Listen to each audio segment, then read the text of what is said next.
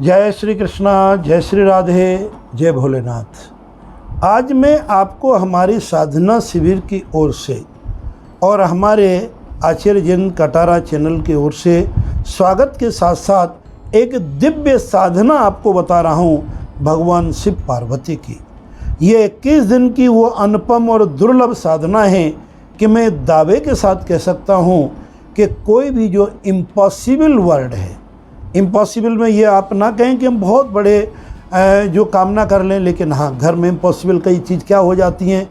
बच्चों की शादी समय पे नहीं होते, कई माता बहनों के बच्चे नहीं होते, कईयों के बच्चे अपने रास्ते पे नहीं चलते, कई लोगों के और भी कई कारण होते हैं। उन सब कारणों में बड़ी एक असमंजसता, बड़ी संघर्ष उत्पन्न हो जाता है।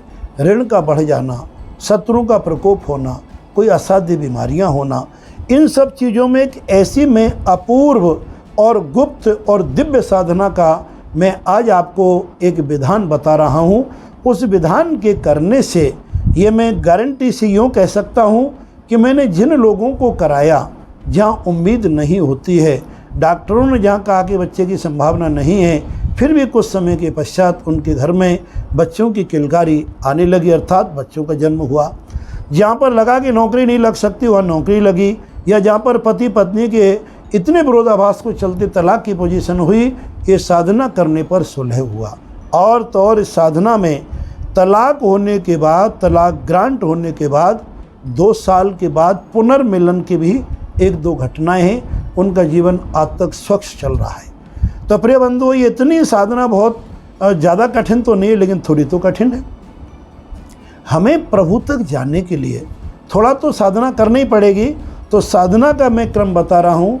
इसी में मैं आपसे आग्रह चाहता हूँ कि हमारे इस ज्ञान की अनुपम धारा को बढ़ाने के लिए जीवन में विशेष इस ज्ञान को बांटने के लिए यदि आप हमारे चैनल में नए हैं तो ज़रूर बेल आइकॉन दबा के और इसको सब्सक्राइब भी करें, बेल आइकॉन भी दबाएं, एवं अपने मित्र बंधु बांधवों में भी इसको शेयर करें ताकि ज़्यादा से ज़्यादा इसके प्रचार हो और प्रचार में ये दुर्लभ साधना पहुँचे, जिससे असंभव कार्य भी संभव होता है।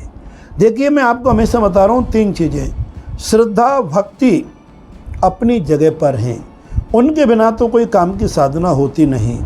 उससे भी बड़ी जो चीज़ है वो हमारा कर्म।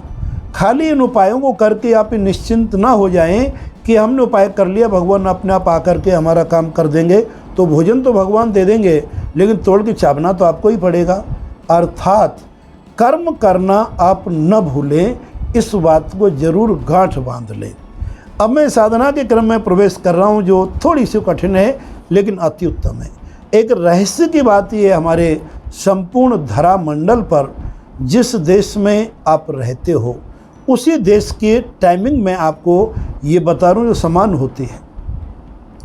प्रातः ब्रह्म मुहूर्त होता है जो 3:48 से और 4:12 तक, ये 1 घड़ी का 24 मिनट का हमारा ब्रह्म मुहूर्त सर्वोत्तम होता है। यद्यपि ब्रह्म मुहूर्त सूर्योदय तक माना जाता है, लेकिन उससे शुद्ध ब्रह्म मुहूर्त ही है।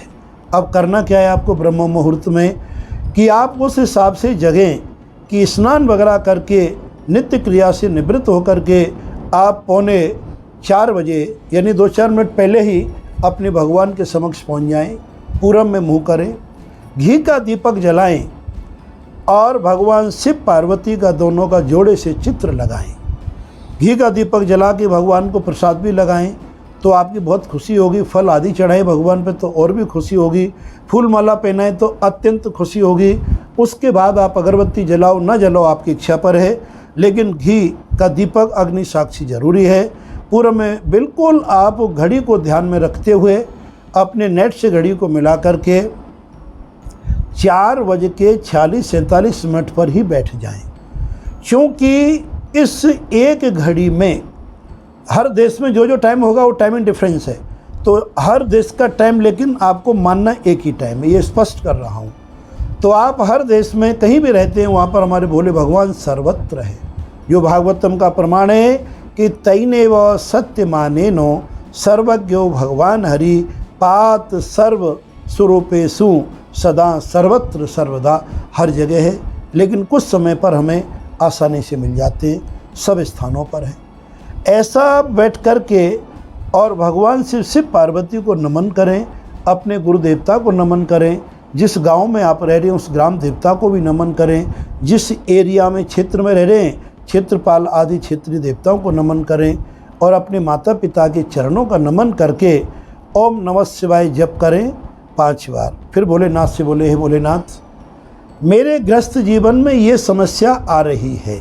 जैसे किसी बच्चे की शादी नहीं हो रही है तो बच्चे की शादी नहीं हो रही है, वो समय पर सुयोग वर के साथ, अगर कन्या है तो, और अगर लड़का है तो सुयोग वधू के साथ विवाह कराएं। आपके परिवार में किसी के स्वयं के बच्चे नहीं हो रहे तो प्रभु मेरी गोद भरें, संतान प्रदान करें। कर्जा का अड़म्बार हो गया है चकाचौंध की दुनिया में, तो हे प्रभु मेरे कर्ज मुक्ति का रास्ता अपनाएं। कोई शत्रु अगर आपको तंग कर रहा है तो ये भी कहें कि शत्रु से हमें विजय प्राप्त हो। मुकदमा कोई चल रहा है तो मुकदमा में विजय की गुहार लगाएं प्रभु से।